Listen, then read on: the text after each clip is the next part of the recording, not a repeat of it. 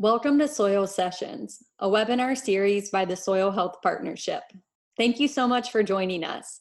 I'm Stacy McCracken, the Communications Lead for SHP, and I'm so glad you're here. At this time, I would like to introduce Abigail Peterson to start this soil session.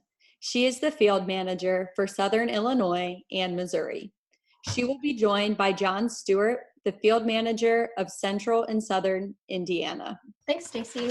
Yeah, I'm Abigail Peterson, Field Manager for Southern Illinois, Missouri. And today I'm going to go into a brief update of this year's crop progress and then move into more detail of this year's planting season and then looking into our full partnered sites, what we do for looking in the field when we're scouting cover crops. So to go quickly over a brief update, we're all kind of in the same boat over in Indiana, Iowa, Illinois, and into Missouri. Recently, we've had some lack of rain in some areas, and it's starting to show in the crop as far as some rolling leaves. It's causing some stress. There were some areas that got rainfall earlier this week and last week and have really taken off with the recent heat as well. There was a wide range of replant acres, depending on your location, up to 1,000 acres to only about 20 acres of replant, so it really depended on where you were located. For the most part, wheat has been harvested and double crops have been planted and are in the ground. But like I said, many fields are showing variability as far as development stages and where we are at, even in just one county. So look at Wisconsin, the corn silking is about 28% complete, which is 9 days behind the 5-year average, and soybeans blooming at 48%, which is 11 days behind the 5-year state average. The soybean condition looking pretty good for them, with 65% of the soybeans looking to good to excellent conditions. Nebraska's crop condition has improved slightly for corn and soybeans, still behind the state averages with only 40% of the corn silking and soybeans blooming at 46%.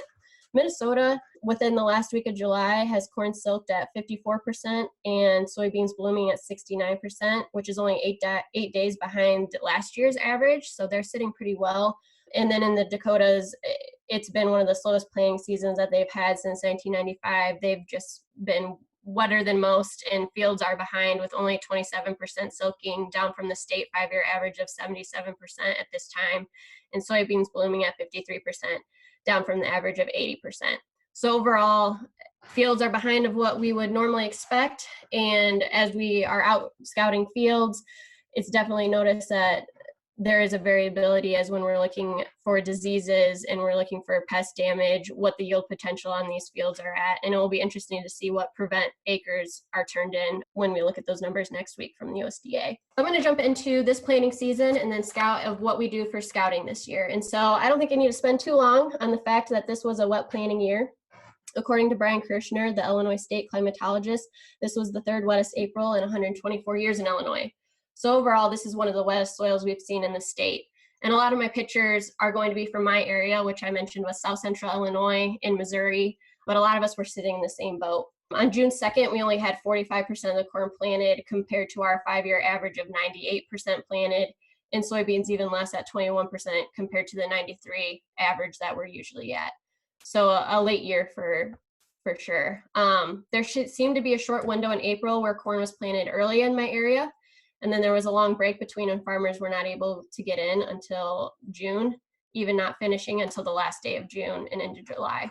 And now evaluating some of those early fields were ripped up to be replanted and look inconsistent in development. I like to say when you're driving along the road, they look pretty wavy. And this is, of course, from the moisture retention, compaction, poor seed to soil contact that we are working with, regardless of cover crops being out there or not. And also working as a field manager, we work in such large areas. So once I thought Illinois was drying down and looking pretty good and we were out of the woods, I was reminded, I got pictures from Missouri reminding me that everyone was not still looking into the light and they were still underwater, having to reevaluate crop rotations and prevent planting.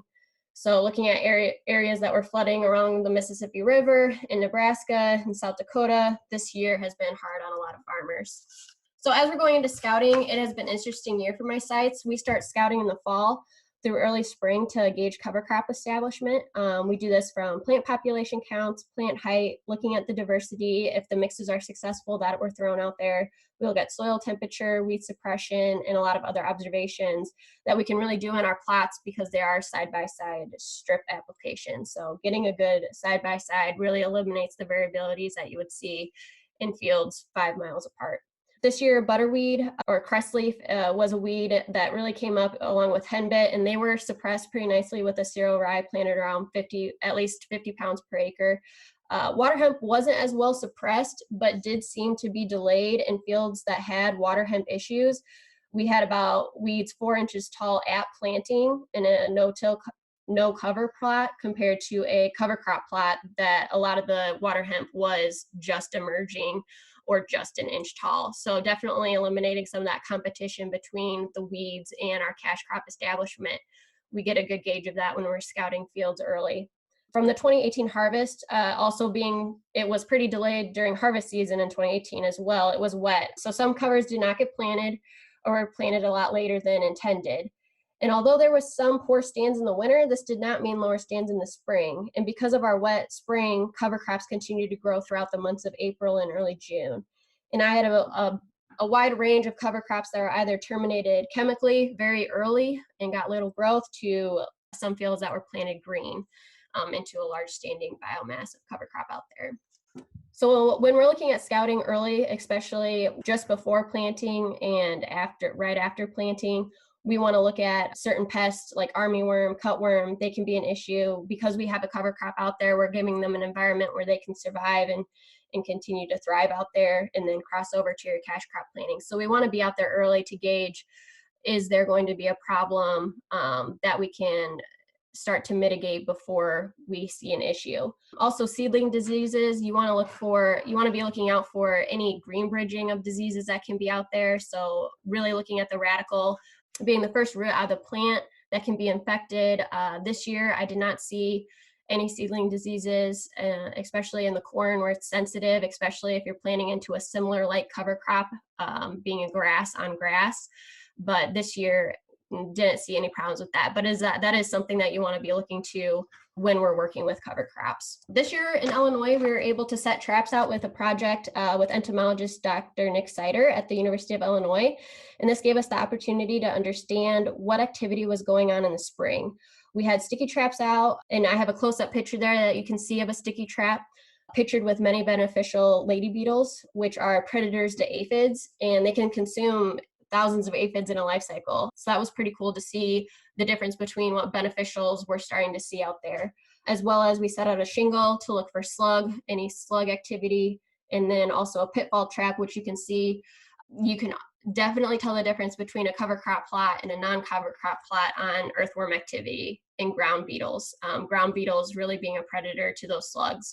So definitely seeing an increase in those numbers is really cool to see. There were some non-cover crop strips that we had that some weeks you'd be out there and you'd only get 1 to 2. So these are some really cool scouting tools that agronomists can use early season to start looking at what benefit, not only pests, which I think agronomists are used to having to track, but to see all these beneficials and all these differences that we're seeing within the activity on the ground. So to jump into planting season. So like I said, I had kind of 2 scenarios where I had farmers terminate very early, and there was a long wait before planting and termination, sometimes a month, where usually we'd like to see 7 to 14 days. And those fields had little top growth because of the early termination, so nothing really was gained from the root structure of the cover crop or the organic matter.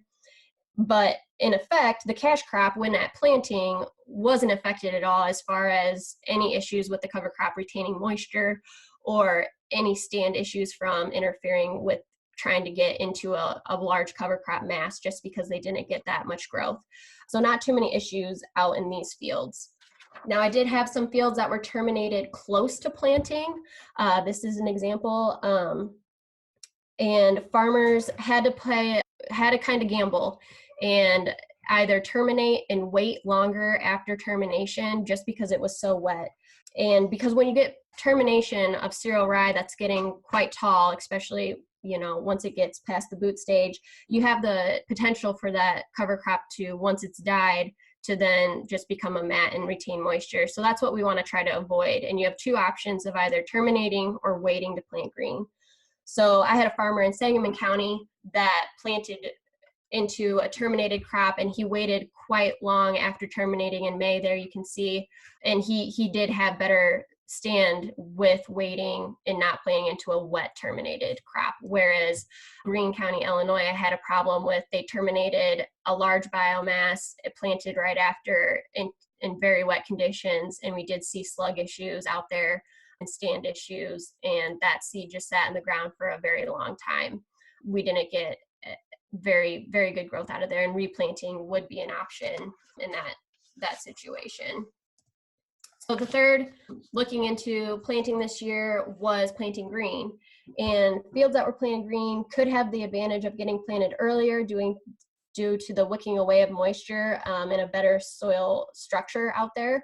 And I really have two examples, and one in Piatt County with soybeans planted green into cereal rye and terminated after, and one in Effingham County with corn planted into cereal rye, which we don't usually recommend for new growers and only recommend to farmers who understand the dynamics between cereal rye and corn, what management changes you need to make as far as nitrogen program and what you need to do as far as termination. So looking into the soybean field I had this year, it was cereal rye planted, and they got in right behind the combine, and you can see that growth around November 16th, it was coming up out of the ground.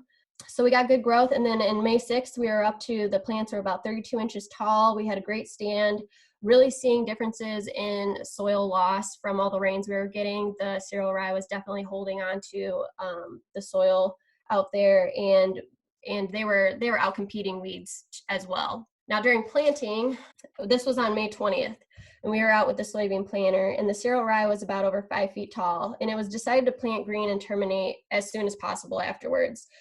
The soil was a silt loam and still moist, but the planter was set at the lowest settings, and getting the seed into the ground was the main goal.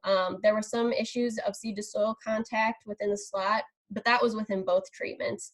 And the best situation after this planting was to get a rain in there to get those seeds covered as quickly as possible and started growing and get them up out of the ground. And then this is one of our test sites, and where we had a no-till, no-cover comparison. And in that field where you had 0 to no stands just due to the wet planting conditions, I'd much rather see a hole of no beans growing with cover crop residue there than no beans growing and having bare soil. There was definitely a difference as far as when it continued to rain after planting, how well those empty spots were suppressing weeds and just holding that soil in place. So definitely better looking in the cover crop plot. Now going into the season, what we do next, plant population counts. So trying to get out there once we're at V1, which is the first trifoliate, and looking at these two treatments, we had around 120,000 in the no-till, no-cover, and 112,000 in the cover crop field. So not too much different as far as plant population. This field is rolling ground, and the physical goal is to keep the soil in place. So this is one of the main reasons we're looking at cereal rye as a cover crop. Where we saw the plant population now is looking at then soybean development. And as you can see, I was out here July 17th. This field was not rolled, but the residue is pretty much gone, or it's at least under the soybean canopy, and that can be an issue for farmers. Just looking out there, it's a little scary to look at all that residue and worry about your beans coming up out of it. And as we're scouting and looking at the soybean development, elongation is one of those things that from the first cotyledons coming out of the ground, how far are they trying to reach up to get that sunlight?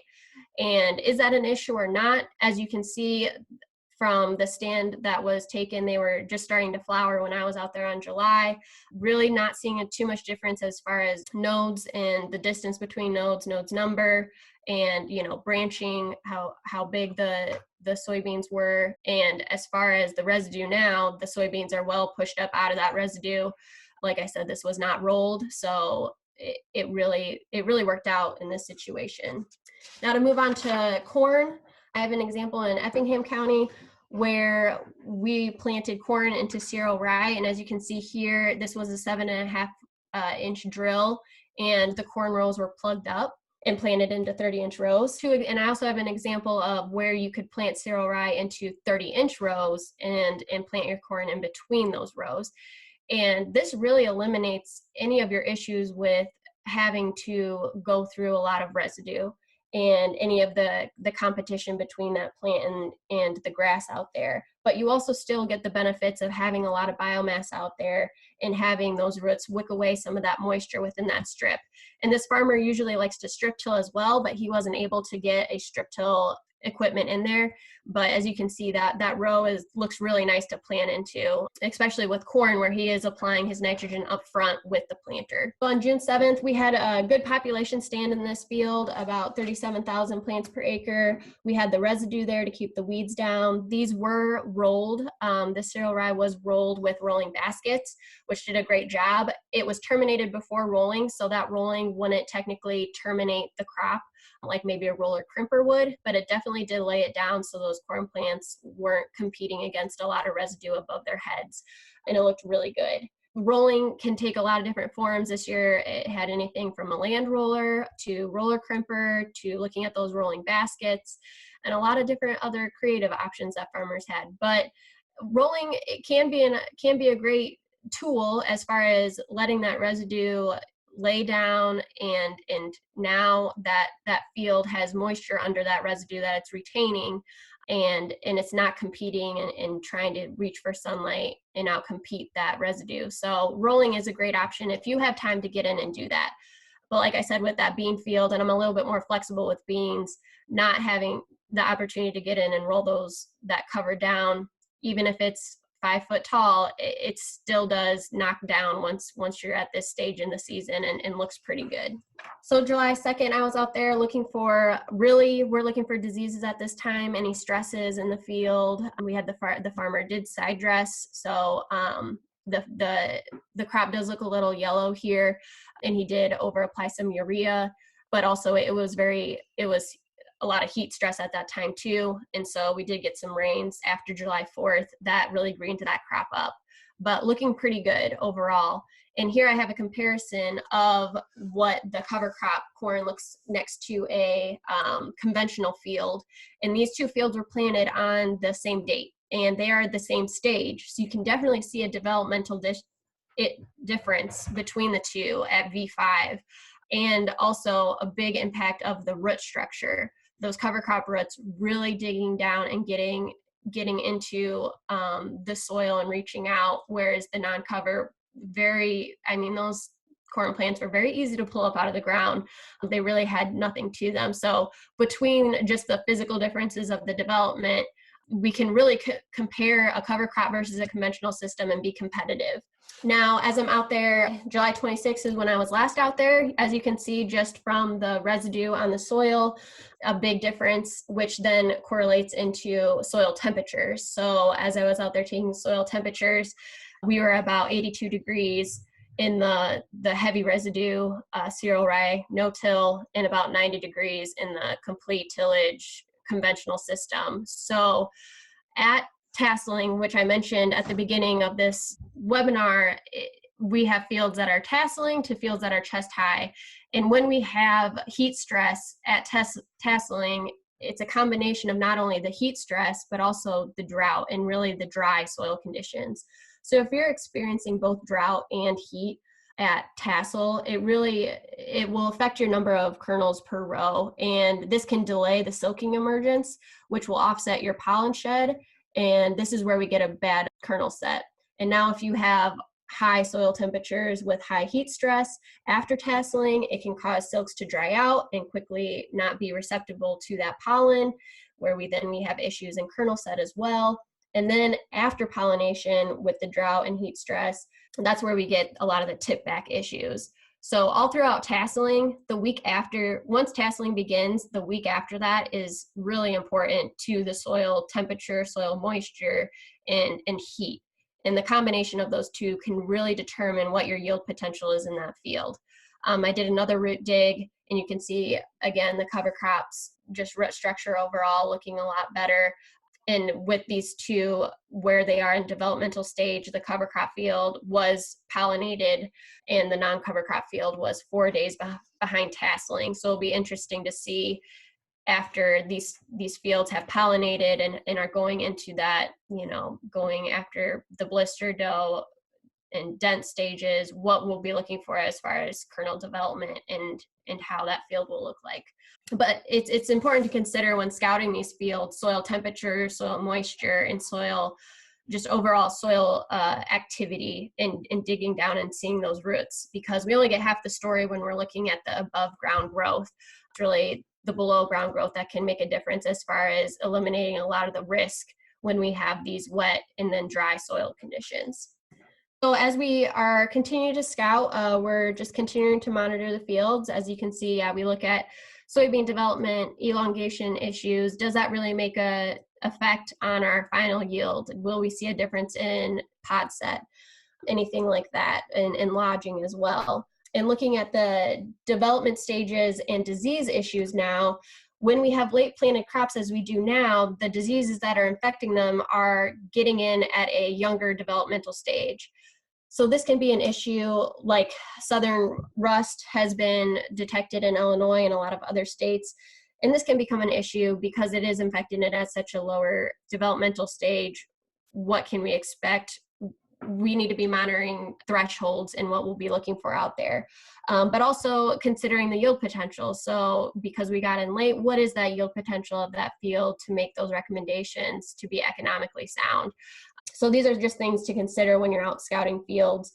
We really just want to measure the risk of what we're seeing out there for this year and mitigate any issues that we'll see at harvest. So again, just to reiterate, what's important to scouting and cover crop fields is to get out there early.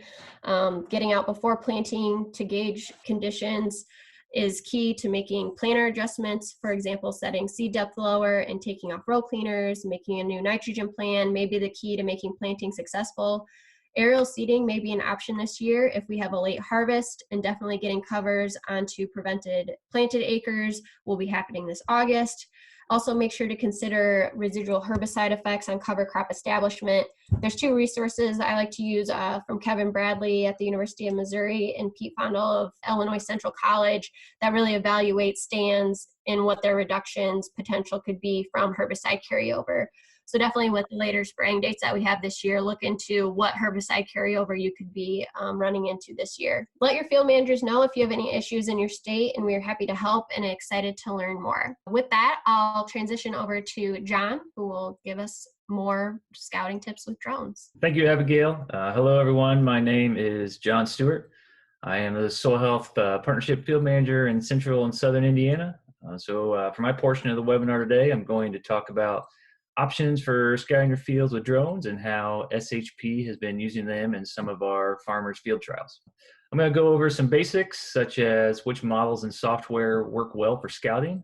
Also, I'll go over some details such as flight parameters, scouting timing, and ways you can use the imagery you collect from your drone. So why would you want to use a drone to scout your field? There are many benefits to flying drones over your crop fields when combined with traditional scouting techniques. Drone flights provide a flexible option for collecting data from fields. In a short amount of time, it's possible to have your drone in air and collecting imagery very quickly.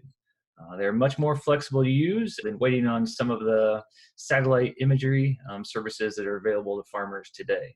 A drone flight provides quick collection of high-resolution imagery.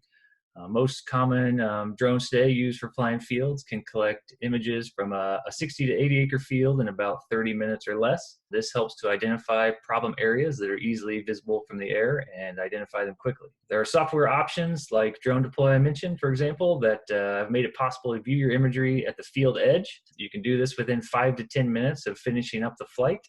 It's then possible to go out and scout the areas that you can see on your device that might be showing some differentiation in color, might be some problems in those areas. Drones can also help to eliminate some wasted efforts. I like to use the comparison of a traditional Z or W scouting pattern across a field. This is a great method to randomly scout the field and get an idea of what's happening out there. However, scouting this way becomes pretty difficult once the crops are further into growth stages and pretty tall. With drone imagery, you'll be able to see potential issues in the field that might not be as easily viewable from the ground. While drones don't eliminate the need for ground truthing, they can help to highlight areas of issue that could otherwise be missed. Once your imagery is collected with the drone, it's possible to use it in some other precision agriculture applications. It can then be compared to other data sources such as yield data, as-applied maps, soil maps. So then you could further dive into what's happening in the field. So what types of drones work well for scouting? Most of my experience is with the drone manufacturer DJI. They are very common in the industry. They make reliable, high-quality drones that have great user-friendly features, and they capture high-quality imagery. My suggestion for your first step is to research models and costs to make sure they offer features that you want and that you'll be able to use practically. Most common type of drone is quadcopter type. It has 4 propellers. These are economical, user-friendly. Some examples of those are the DJI Mavic and Phantom series. They're very common as far as use with a lot of agronomists and farmers out there. There's other options such as fixed wing models. They're available from quite a few different manufacturers now. They're usually very high in price, but they can cover a lot more acres with each individual flight versus the quadcopter option. And they also offer, in those fixed wing models, they also offer many high-end camera options as well. So when considering your drone purchase, one of the most important questions to ask yourself or to research is to figure out what camera you will want or need. Has a large impact on the overall cost of the drone. Most drones come equipped with a standard camera that has an RGB lens. RGB stands for red, green, and blue light bands of color that it's collecting. Higher end drones can come equipped with NIR or near infrared light band collection. This is used for mapping NDVI indexes. There are also options such as multispectral cameras, which are available for drones that combine many different lenses, such as the RGB, the NIR, and others like red edge and thermal imaging as well. These are very expensive options, and I don't suggest them unless you are very specific in your needs and you need those types of cameras. One thing to consider when choosing a camera is to pick a newer model drone that has a camera with the highest possible resolution. This allows for the production of very high quality orthomosaic photographs. An orthomosaic is a stitched together combination of many high resolution images. So the ortho map, as it's sometimes called, can be used to get a much higher resolution picture of your field versus a traditional satellite from space. So the Soil Health Partnership started using drones on a small scale last year to see what aerial imagery can show us in some of our field trials. We purchased a DJI Mavic Pro. It has an RGB camera, and we purchased a license for the Drone Deploy Agriculture Software Suite. We chose Mavic Pro. It's relatively low in cost, easily portable, and captures high quality and high resolution imagery and video. For software, the Drone Deploy software allows us to plan flights over our test fields for geo-referenced image collection.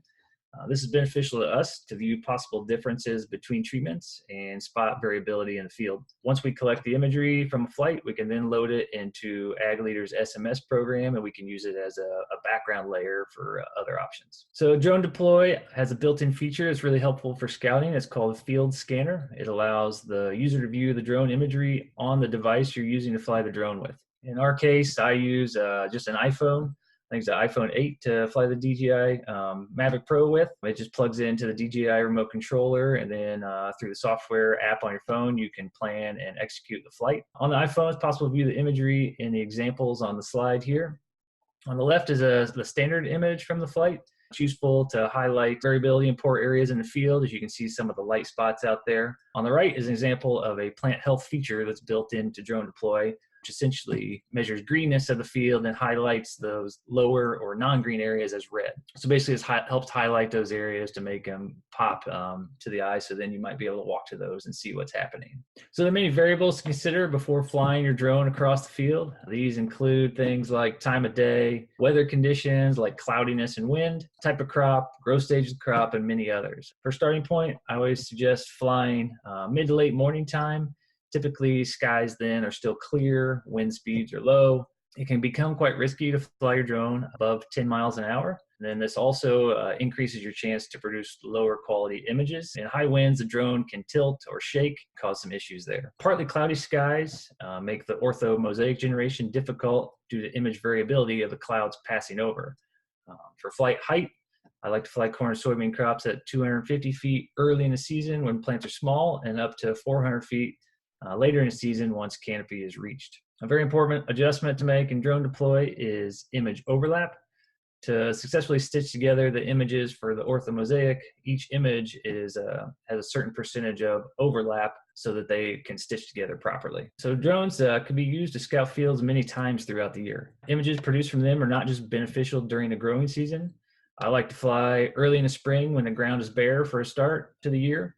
This helps to get a bird's eye view of areas of the field that might have water or erosion issues. The picture on the slide here is an example of a field I flew in an area I measured where there was some erosion and a washout occurring. It's possible to measure these areas and make plans to correct them. For the remainder of the season, I like to fly early after emergence to get an idea of crop stand and early season vigor. This time frame can also help show early issues like weed infestations or drowned out spots. During the middle of the growing season, flights for scouting and plant health are useful to highlight those areas with issues.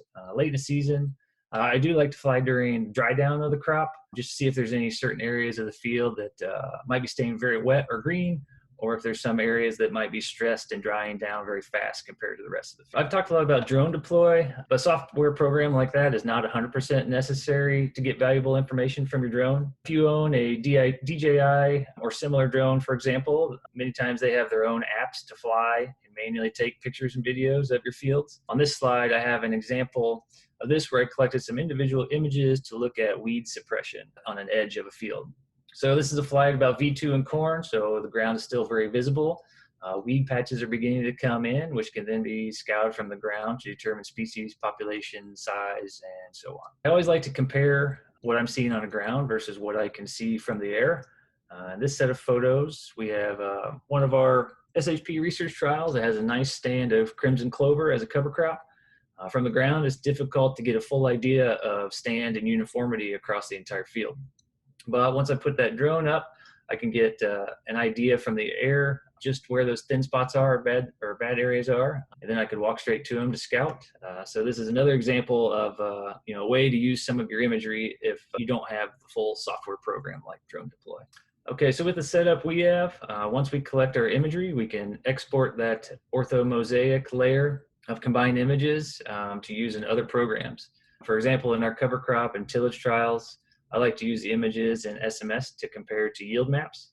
This gives a further layer of data to view potential field issues and variability. I also like to use the image layers to get an idea if the strips in a research trial are lining up correctly.